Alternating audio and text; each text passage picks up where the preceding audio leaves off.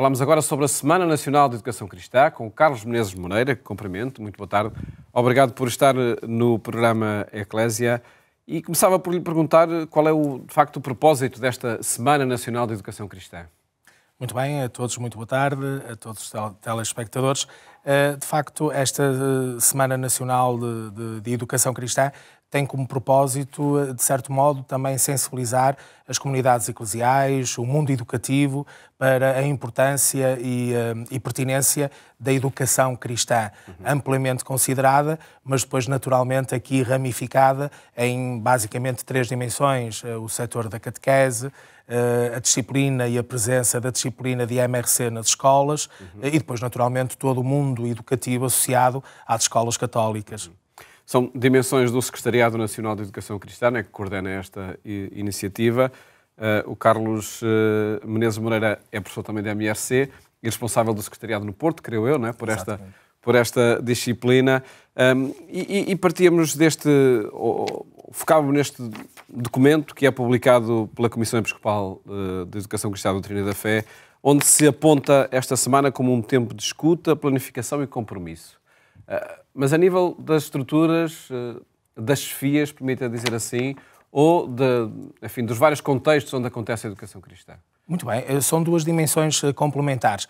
De facto, o tema proposto também para esta semana parte aqui de um quadríptico, diremos assim. Portanto, nós temos até a própria expressão construtores, que tem muito a ver com o projeto educativo enquanto dimensão prospectiva daquilo que se pensa enquanto humanização dos alunos.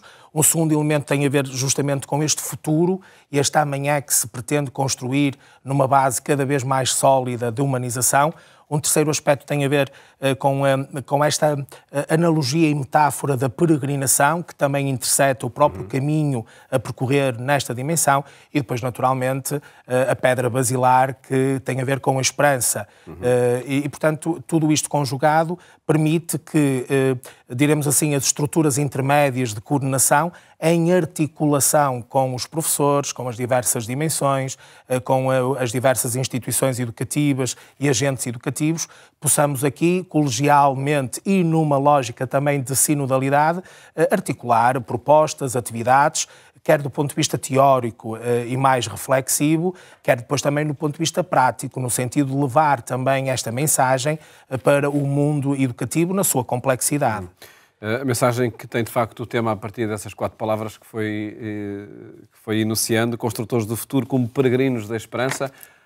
E este Peregrinos da Esperança tem no horizonte a celebração do Jubileu? Sim, como meta, mas também como ponto de partida.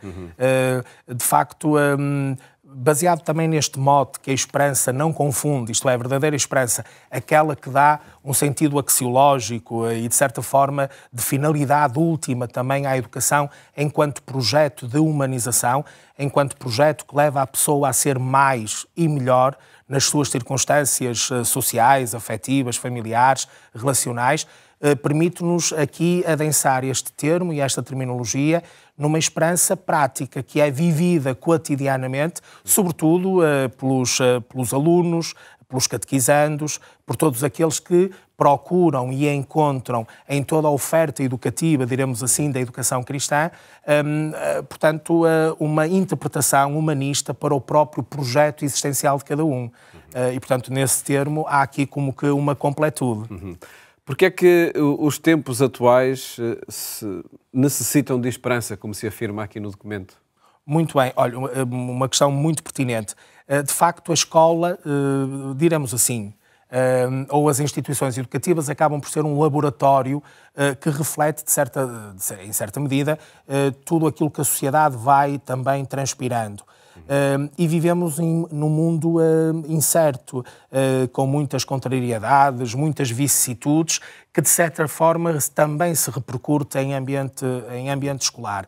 E, portanto, nessa perspectiva, chamar a atenção para esta esperança duradoura, aquilo até que São Paulo aos Romanos dizia, de esperar contra toda a esperança, no sentido de ser um elemento consolidador e que, de certa forma, contribua para que a pessoa, depois de tantas contrariedades, precariedades que vai encontrando no seu dia-a-dia e, sobretudo, os alunos na sua heteronomia, perceber que o amanhã é possível e que o amanhã pode ser um pretexto para já no presente serem construtores de um futuro melhor. Mas acredito que numa escola onde, por exemplo, faltam professores para muitas turmas, ou em algumas paróquias onde as crianças não aparecem na catequese, falar de esperança nestes ambientes é capaz de ser nem sempre fácil. Nem sempre fácil. E, de facto, aqui teremos, de certa forma, também recuperar as grandes linhas da tradição e da memória e que se repercute neste processo também de inculturação, de encontrar, talvez, a forma, o modo, o pensamento e a palavra justa para, ainda que nesses contextos possam eventualmente ser adversos, chegar lá. E, eventualmente, com estes sinais de esperança, ténues que sejam, mas que podem ser aqui uma ignição para algo muito maior.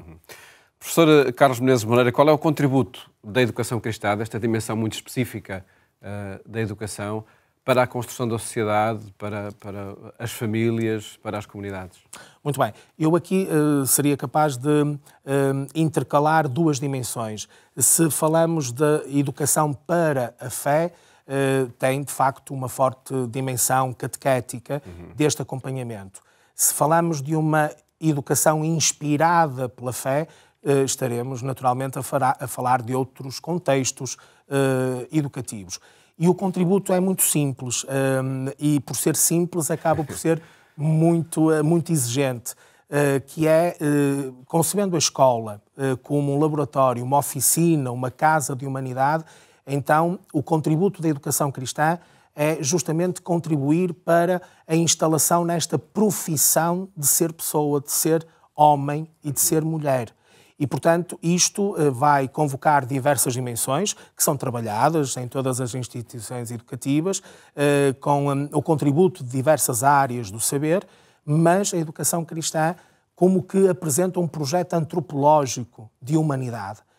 De uma humanidade que se quer, nesta lógica de esperança, que se quer feliz, realizada e que seja potenciadora de todas as capacidades humanas, que depois se vai repercutir nas grandes qualidades da vivência da cidadania, da responsabilidade, da integridade, honestidade, verticalidade, naturalmente emoldurada por princípios éticos, por princípios morais, que de certa forma, lá está, dignificam a condição e a profissão de ser pessoa e de ser humano.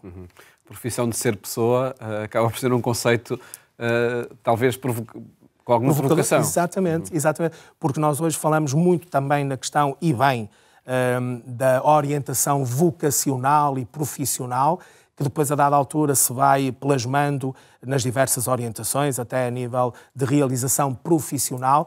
Mas se nós formos aos fundamentos da educação, nós percebemos que a educação é o contributo que prestamos, uns relativamente aos outros, para a instalação nesta profissão, isto de professar esta ser pessoa. Ser pessoa. Exatamente. Por vezes é esquecida essa dimensão basilar. Exatamente. Pode depois desenvolver-se outro tipo de vertentes, todas elas muito nobres, mas depois vai-se ao âmago da questão e é até que ponto é que eu estou profissionalmente, diremos assim numa linguagem mais técnica, a ser pessoa e homem, naturalmente com maiúscula, para dimensionar aqui toda a integridade da pessoa. Professor Carlos Menezes Moreira, uma última questão: de que forma, com que propostas interessa assinalar esta Semana Nacional da Educação Cristã, seja nas comunidades carentes, que se encontram em cada fim de semana, seja em família, de que forma é que se pode assinalar esta semana? Muito bem. De facto, a Comissão Episcopal de Educação Cristã tem, desde há muitos anos esta parte, promulgado sempre uma nota pastoral. Uma nota que, ao ser disseminada por todos os meios de comunicação e ao nível contextual das comunidades cristãs, já é um bom pretexto de leitura fácil, de uma leitura muito fluente, mas muito substancial. E, portanto, esse seria o passo para que as pessoas refletissem nos seus âmbitos familiar, catequético, pastoral, educativo, que o próprio documento fosse objeto de uma hermenêutica, de uma análise e depois de uma transposição para o aspecto mais prático e pragmático. Depois, esta semana também enquadra-se num contínuo de diversas atividades promovidas pelo Secretariado Nacional de Educação Cristã, que depois se vai repercutindo aqui em exemplos muito mais concretos e individualizados de ações da catequese e, sobretudo, aponto já para finais de maio, por exemplo, da Semana da Disciplina de MRC.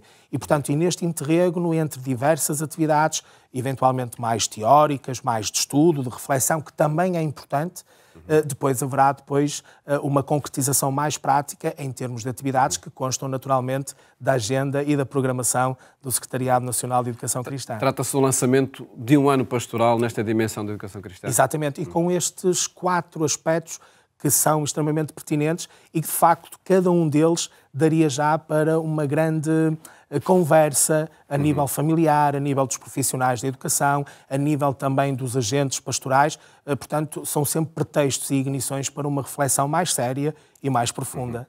Recordo o tema, Construtores do Futuro como Peregrinos da Esperança, proposto para esta Semana Nacional de Educação Cristã, que o professor Carlos Menezes Moreira aqui apresentou e que agradeço ter estado no programa Eclésia. Muito obrigado. Muito obrigado.